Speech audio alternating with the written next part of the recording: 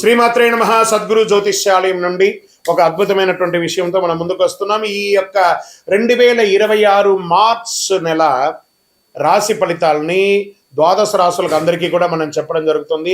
ప్రతి ఒక్కరికి జాతకం అంటే ఒక భయం, ఏదో ఒకటి తెలుసుకోవాలి.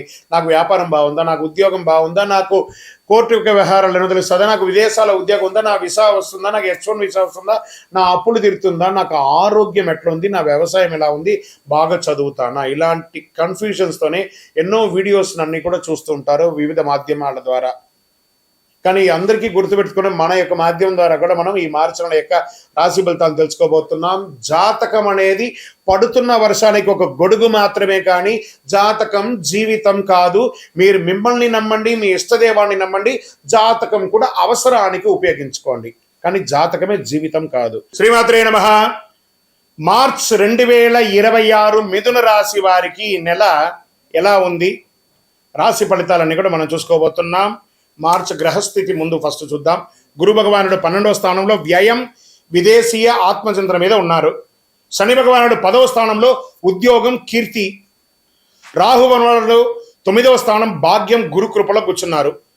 కేతు 3వ స్థానంలో ధైర్యం, సోదరులతో ఉన్నారు. కుజుడు 1వ స్థానంలో జన్మరాశి, కోపం, శక్తి పెరుగుతుంది, జాగ్రత్త. సూర్యుడు మరియు బుధుడు 10 మరియు 11వ స్థానంలో ఉన్నారు, స్థాన మార్పు అయ్యే అవకాశాలు ఉన్నాయి. శుక్రుడు 9వ స్థానంలో ఉన్నారు. ఈ నెల మీకు 2 దారులు కనిపిస్తున్నాయి. ఒకటి తొందరపాటు, మరొకటి జ్ఞానం. మీరు ఎంచుకునే దారి మీ భవిష్యత్తును నిర్ణయం చేస్తుంది. ఇప్పుడు మనం ఈ నెల వ్యాపారస్తులకి ఎలా ఉంది, ఫస్ట్ మనం వ్యాపారస్తులకి చూసుకుంటే మొదట 15 రోజులు చాలా స్లోగా ఉంటుందని కూడా చెప్పచ్చు. తర్వాత అమావాస్య తర్వాత వేగంగా ఉంటుంది, భాగస్వామితో స్పష్టత ఉంటుంది.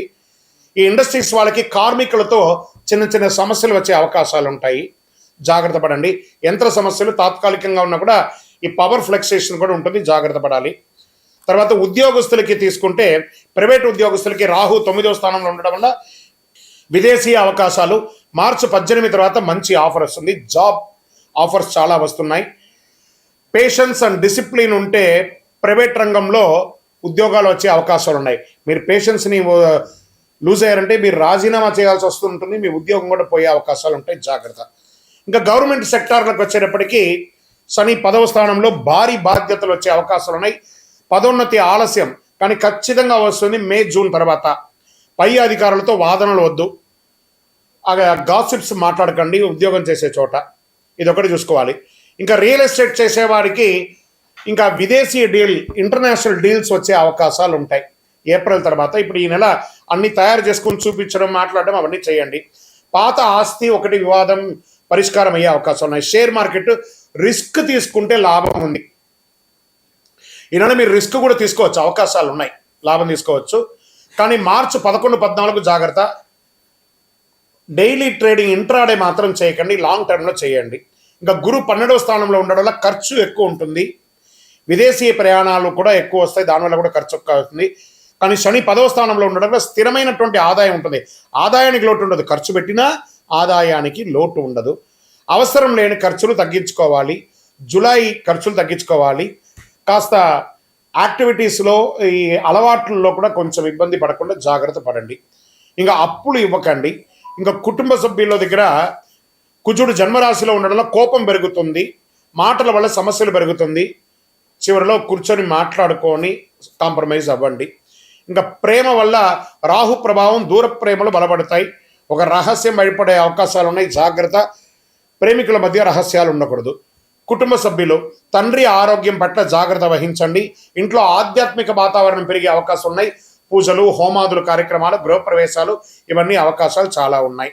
ఇంకా సోదరుల మధ్య, సోదరి మీకు సహాయం చేస్తారు. మీరు ఇల్లు కట్టుకున్నా, మీరు వ్యాపారం చేసినా, మీ ఇంట్లో వివాహమైనా వాళ్ళు మీకు ఆర్థికంగాను సామాజికంగాను సహాయపడే అవకాశాలు ఎక్కువ కనబడుతున్నాయి. ఇంకా వ్యవసాయదారులకి వర్షం ఆలస్యంగా రావడం వల్ల కొత్త పంట ప్రయోగం మంచిది. పశువుల వైద్య ఖర్చు పెరుగుతుంది.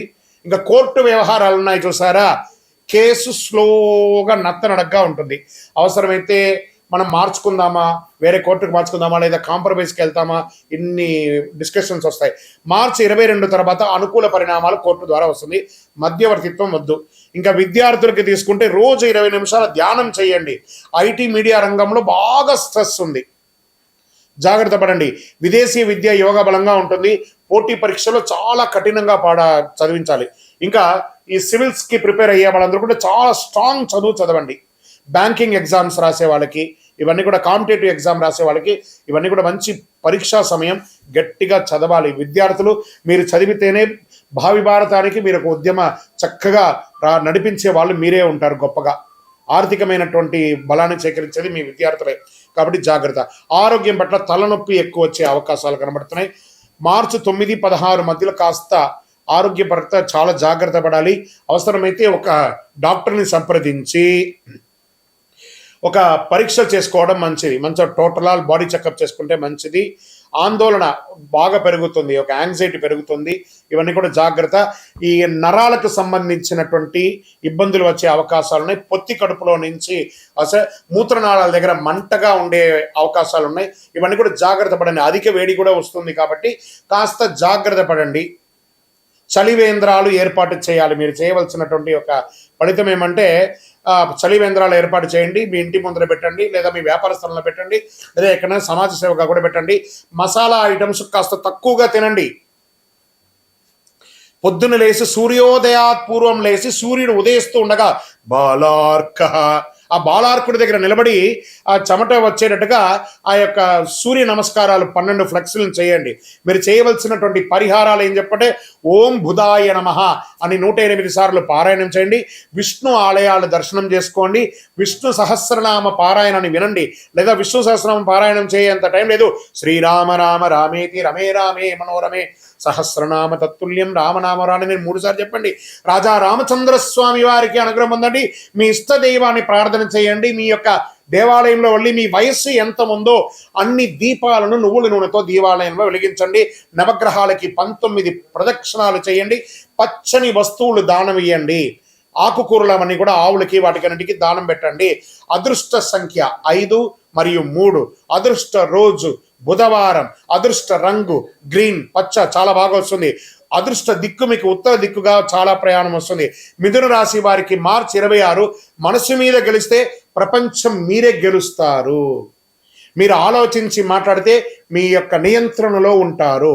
మీరు కోపంతో స్పందిస్తే మీరు నష్టపోతారు. బాగా గుర్తుపెట్టుకుని ఈ నెల ఒక ఆధ్యాత్మిక మేలుకొలుపుగా నేను మీకు ఒక మాట చెప్తున్నాను. మీ లోపాలు ఉన్న నిజమైన శక్తిని గుర్తించండి.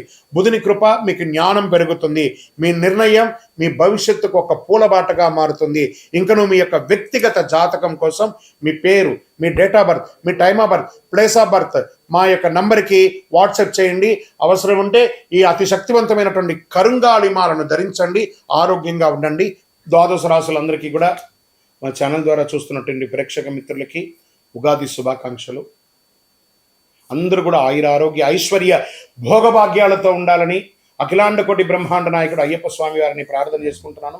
తిరుపతిలో అయ్యప్ప స్వామికి 18 అవతారముల దేవాలయాన్ని మనం నిర్మించాం. జీవకోణ అనే ఒక ప్రాంతంలో బ్రహ్మశ్రీ డాక్టర్ చంద్రబలి గురుస్వామి గారి ఆధ్వర్యంలో. మీరు తిరుపతికి వచ్చినప్పుడు, కుటుంబంతో వచ్చినప్పుడు తిరుమలకు ఎలా దర్శనం చేసుకుంటారు? తిరుపతిలో కపిల తీర్థానికి దగ్గరలో జీవకోణ అనే ఒక ప్రాంతంలో ప్రపంచ ప్రఖ్యాతమైనటువంటి 18 అవతారాల దేవాలయం ఉంది. వచ్చి దర్శనం చేసుకోండి. మీరు అందరూ క్షేమంగా ఉండాలని ఆ దేవాలయంలో ప్రతిరోజు ప్రార్థన చేస్తుంటాము. విజయోస్తు. వందే మాతరం, వందే మాతరం, వందే మాతరం. చంద్రమౌళి వెంకటేష్ శర్మ గురుస్వామి శరణమయ్యప్ప. రానున్న ఈ నెల ఫిబ్రవరి 28 అరుదైన గ్రహాల కూటమి. ఆకాశంలో ఒకే వరుసలో 6 గ్రహాలు రాబోతున్నాయి. ఇది ఒక అపురూపమైనటువంటి ఘట్టం అని కూడా చెప్పచ్చు. ఫిబ్రవరి 8 సూర్యాస్తమం తర్వాత సుమారుగా 6:30 ఆకాశంలో ఒకే వరుసలో 6 గ్రహాలు కనిపించనున్నాయి. అదొకటి అరుదైన కూటమి. అంటే కూడా బుధుడు, శుక్రుడు, గురుడు, శని, యురేనియస్, నెప్ట్యూన్. ఎలా చూడాలి దీన్ని అంటే పడమర పశ్చిమ దిశలో చూడాలి. సూర్యాస్తమం తర్వాత సుమారుగా 6:30 మధ్య గమనిస్తుండడం మంచిది. ఇది కంటితో కనిపించేది శుక్ర, గురు, శని మాత్రం కనబడుతుండొచ్చు. కాస్త టెలిస్కోప్, బయోస్కోప్ అలాంటిది అవసరం ఉంటుంది ఆ యురేనియస్, నెప్ట్యూన్ యొక్క గ్రహాలను చూడాలంటే. ఆకాశం నిర్మలంగా మేఘాలు లేకుండా ఉంటేనే స్పష్టంగా కనిపిస్తుంది. నగర వెలుతురు తక్కువగా ఉంటే ప్రదేశం అయితే ఇంకా స్పష్టంగా చూడవచ్చు. ఇలాంటి గ్రహాలు వరుస అరుదుగా చూడవచ్చు. ఆకాశాన్ని ప్రేమించే వారికి ఇది ఒక అద్భుతమైనటువంటి అవకాశం అని కూడా చెప్పొచ్చు. ఈ యొక్క గ్రహ కూటములన్నిటి కూడా రానున్నటువంటి ఉగాది ద్వాదశ రాశుల్లో దాని యొక్క ఇంపాక్ట్ అనేది ఉంటుంది. చాలా అద్భుతమైనటువంటి ఒక విషయంతో మనము ఈరోజు రాబోతున్న మన ఛానల్ చూస్తున్నటువంటి ప్రేక్షక మిత్రులందరికీ కూడా శుభాకాంక్షలు. మీరు చాలామంది చూస్తున్నారు, కానీ ఒక చిన్న రిక్వెస్ట్, అంటే ఒక లైక్, ఒక సబ్స్క్రిప్షన్, ఒక షేర్ ఇది కానీ చేస్తే మాకు కూడా కాస్త ఎంకరేజ్మెంట్గా ఉంటుంది. మాకు మంచి మంచి సబ్జెక్ట్స్ ఇస్తున్నాం కాబట్టి ఇదొకటి. ఈ రాబోయే మార్చ్ 6వ తారీఖున శని భగవానుడు స్థానం మారుతున్నారు. ఇది 2.5 సంవత్సరాలకు ఒకసారి ఇది జరుగుతూ ఉంటుంది. అద్భుతమైనటువంటి దీన్ని తమిళ భాషలో శని పయర్చి అంటారు, మనం తెలుగులో శని గమన మార్గం మారుతున్నారు అనే దాన్ని చెప్పడం జరుగుతుంది. తిరునల్లార్ అనే ఒక క్షేత్రం ఉంటుంది తమిళనాడులో. ఆ రోజు అక్కడ ఆ శని భగవానుడు మారేటప్పుడు ప్రత్యేకమైనటువంటి పూజ ఏ సమయంలో చేస్తారో దాన్ని శని పయర్చి అంటారు. అంటే ఉన్న స్థలం నుంచి ఇంకో స్థలానికి మారే ఒక అద్భుతమైనటువంటి ఘట్టం. ఈ శని గమనం మార్పు జరగడం వల్ల ఏ రాశి వారికి లాభంగా ఉంటుంది, ఏ రాశి వారికి ప్రతికూలంగా ఉంటుంది అనే దాన్ని మనం ఇప్పుడు విశ్లేషించుకోబోతున్నాం. శని భగవానుడు కుంభం నుండి మీనంలోకి గమన మార్పు 6వ తారీఖున మార్చి 26 ఉదయం 8:24 ఇది చాలా విశేషం అండి. ఎంత అవకాశం ఉంటే అంతమంది అన్ని రాసుల వారు కూడా పూజ చేసుకోవాల్సిన సమయం, కానీ ప్రత్యేక పూజలు కొంతమందికి ఉందని చెప్పచ్చు. దీన్ని ఏ రాశి వారికి ఆ శని భగవానుడు యోగాన్ని ఇస్తున్నాడు ఆ శని గమనంలో అని అంటే, శని లగ్నంలో ప్రవేశం, జీవన దిశలో గంభీర మార్పు. ఎవరికి లగ్నంలో ఉంటాడో వాళ్ళకి ఇది ఉంటుంది. మీనరాశి వారికి చాలా ఉంటుందండి. ఆధ్యాత్మిక చైతన్యం పెరుగుతుంది, క్రమశిక్షణలో ఎదిగే అవకాశం ఉంటుంది. అంటే కుంభరాశి నుంచి మీనరాశి, మీ రాశిలోకి రాబోతున్నాడు కాబట్టి. వృషభ రాశి వారికి లాభస్థానంలో శని ఉన్నాడు, దీర్ఘకాలిక పెట్టుబడుల ఫలితం, ఆర్థిక స్థిరత్వం కూడా ఉంటుంది. తర్వాత మకర రాశి వారికి శని మీ యొక్క స్వగ్రహాధిపతి కాబట్టి శ్రమకు ప్రతిఫలం ఉంటుంది, ఉద్యోగం, పదోన్నతి అవకాశాలు చాలా ఉన్నాయి, విదేశీయ గమనం కూడా ఉంటుంది. ఎవరు జాగ్రత్తగా ఉండాలి, ఏ రాశి వారు జాగ్రత్తగా ఉండాలి అంటే మిథున రాశి వారు కర్మస్థానంలో ఒత్తిడి, ఉద్యోగంలో బాధ్యతలు పెరుగుతాయి, జాగ్రత్త నిర్ణయాలు, అసాంఘిక కార్యక్రమాలు పాల్గొనకూడదు. ఇంకా కన్యా రాశి వారికి సంబంధాల్లో పరీక్ష కాలం, భార్యాభర్తల మధ్య ఉంటుందని చెప్పి మాటల విషయంలో కాస్త జాగ్రత్తగా ఉండాలి. ఇవి రెండే. కానీ కన్యా రాశికి మిగతా గ్రహాలన్నీ యోగంగా ఉంది కాబట్టి కొంచెం జాగ్రత్త పడాలి.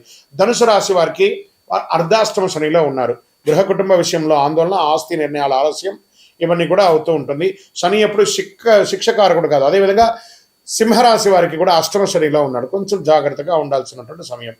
ఈ ప్రకృతి విపత్తులు కూడా వచ్చే అవకాశాలు ఈ శని గమనం ద్వారా కూడా ఉందండి. కొండ ప్రాంతాల్లో భారీ వర్షాలు, కొండ చర్యలు కింద పడడము, చిన్న చిన్న భూకంపాలు లాంటి రావడము, జల ప్రళయం అనేది కనబడుతుంది. తీర ప్రాంతాల్లో సముద్ర ప్రభావం ఎక్కువ ఉంటుందని కూడా చెప్పడం జరుగుతుంది. వరదల వల్ల వ్యవసాయానికి మిశ్రమ ఫలితం ఉంటుందని కూడా ఈ శని యొక్క మార్పు వల్ల ఉంటుందని కూడా చెప్పచ్చు. జలతత్వం శని గమనంలో ప్రకృతి శక్తులన్నీ కూడా అధికంగా ప్రేరేపింపబడతాయి కాబట్టి జాగ్రత్తగా ఉండాలి. శని భగవానుడు శత్రువు కాదు, మన కర్మ ప్రతిబింబమే శని భగవానుడు కాబట్టి ఆ శని గమనాన్ని ఆ రోజు మార్చ్ 6వ తారీఖున ప్రతి ఒక్కళ్ళు దేవాలయానికి వెళ్ళి ఒక 19 ప్రదక్షిణాలు చేయండి.